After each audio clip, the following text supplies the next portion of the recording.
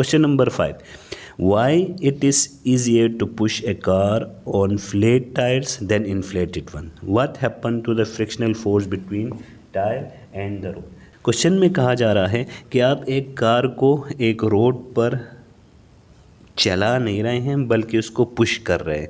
दो केसेस है, एक में कार जो है वो कार का जो टायर है वो फ्लैट है, फ्लैट यानी वो पंक्चर्ड है, उसमें हवा नहीं है। उस वक़्त आसानी होगी, या उस वक़्त आसानी होगी जब वो टायर के अंदर हवा भरा हो। ड्राइविंग के हिसाब से अगर हम देखें तो ड्राइविंग में जो इन्फ्लेटेड टायर है जिसमें हवा भरा हुआ हो वो आसानी से मूव होता है, लेकिन जब आप उसको पुश कर रहे होते हैं तो यहाँ पर काम उलट होता है। जो फ्लैट टायर होता है उसको धक्का लगा के मूव करना ज़्यादा इजी होता है। इसकी वजह यह है कि उसका कांटेक्ट विथ अर्थ, ये ग्राउंड ज़मीन के साथ उसका जो कांटेक्ट है वो ग्रेटर होता है, और उसकी डिफॉर्मेशन की वजह से उसका जो फ्रिक्शन है वो थोड़ा सा लो होता है। फ्रिक्शन यानी आगे मूव करने में जो फ्रिक्शन है वो लो होता है, जबकि इन्फ्लेटेड टायर जो होता है उसमें ज़्यादा कंटेक्ट एरिया नहीं होता है। कंटेक्ट जो है वो स्मॉल होता है। कंटेक्ट स्मॉल होने की वजह से उसमें फ्रिक्शन जो है वो हाई हो जाता है। हाई फ्रिक्शन की वजह से उसको मूव करना आसानी। अब फ्रिक्शन फोर्स मूवमेंट जो हो रहा है उसके अपोज की बात कर रहा हूँ। अगर रोड पर चल रहा हो तो इसके अंदर जो फ्रिक्शन होगा वो रोलिंग फ्रिक्शन होगा। रोलिंग फ्रिक्शन की मैं बात नहीं कर रहा, आगे मूव करने में जो उसकी फ्रिक्शन है वो इसके अंदर हाई होगा क्योंकि कंटेक्ट एरिया उसका स्मॉल है। तो इसी वजह से इन्फ्लेटेड टायर जो होता है उसको पुश करना मुश्किल होता है, जबकि फ्लैट टायर को पुश करना ज़्यादा इजी होता है। क्वेश्चन नंबर 6 में पूछा गया है, a man standing on a crowded bus, school bus which stands will provide better stability and prevent you from being pushed over. आप बस में बैठे हुए हैं, दो तरीक़ों से बैठे हुए हैं। एक, आपके लेग्स ओपन हैं, आपने अपने पाँव ओपन किए हुए हैं, एक पाँव ओपन किए हुए हैं तब वो आसानी से रह सकेगा, या एक में पाँव क्लोज्ड है तब वो ज़्यादा स्टेबल होगा। तो स्टेबिलिटी के लिए यहाँ सबसे पहले हम देखेंगे उसके दो चीज़ें हम यहाँ पर देखेंगे। सबसे पहले उसका सपोर्ट बेस, तो बेस सपोर्ट इसका ज़्यादा है जब आप इस अपने पाँव को ओपन करते हैं, तो base of support leg apart में ग्रेटर होगा और यहाँ पर स्मॉलर होगा। दूसरा, आपका जो सेंटर ऑफ ग्रेविटी है, तो सेंटर ऑफ ग्रेविटी इस केस में लोअर होगा और इस केस में सेंटर ऑफ ग्रेविटी हायर होगा।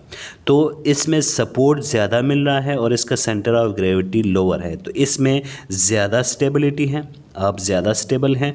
अगर आप अपने पाँव को क्लोज रखेंगे तो इससे बेस ऑफ सपोर्ट भी स्मॉलर है और हायर सेंटर ऑफ ग्रेविटी की वजह से ये लेस स्टेबल या अनस्टेबल हो जाता है। तो ये जो लेग्स अपवर्ड है ये वाला ज़्यादा बेहतर है। क्वेश्चन नंबर 7, कहा जा रहा है कि एक साइकिल जो है वो बैलेंस हम करते हैं दो केसेस में। फर्स्ट केस में साइकिल मूव हो रहा है और सेकंड केस में साइकिल रुका हुआ है, तो किस में ज़्यादा बेहतर होता है।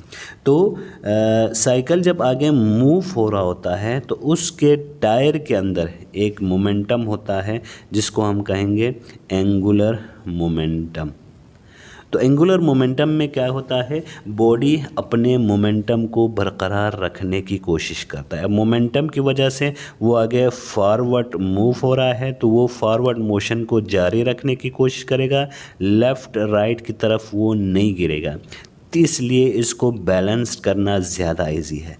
अगर हम देखें कि जो साइकिल रेस्ट में हो उसके अंदर कोई एंगुलर मोमेंटम नहीं है, angular momentum equal to zero, तो एंगुलर मोमेंटम नहीं होगा तो इसमें मोशन को जारी रखने की कोई बात ही नहीं है, यानी वो अपने स्टांस को या अपनी पोजीशन को बरकरार नहीं रख पाएगा, वो राइट साइड या लेफ़्ट साइड की तरफ आसानी से गिरेगा। तो एंगुलर मोमेंटम को बरकरार रखने के लिए जब वो साइकिल आगे फॉरवर्ड मूव हो रहा होता है तो उस वक़्त उसको बैलेंस रखना ज़्यादा ईजी होता है।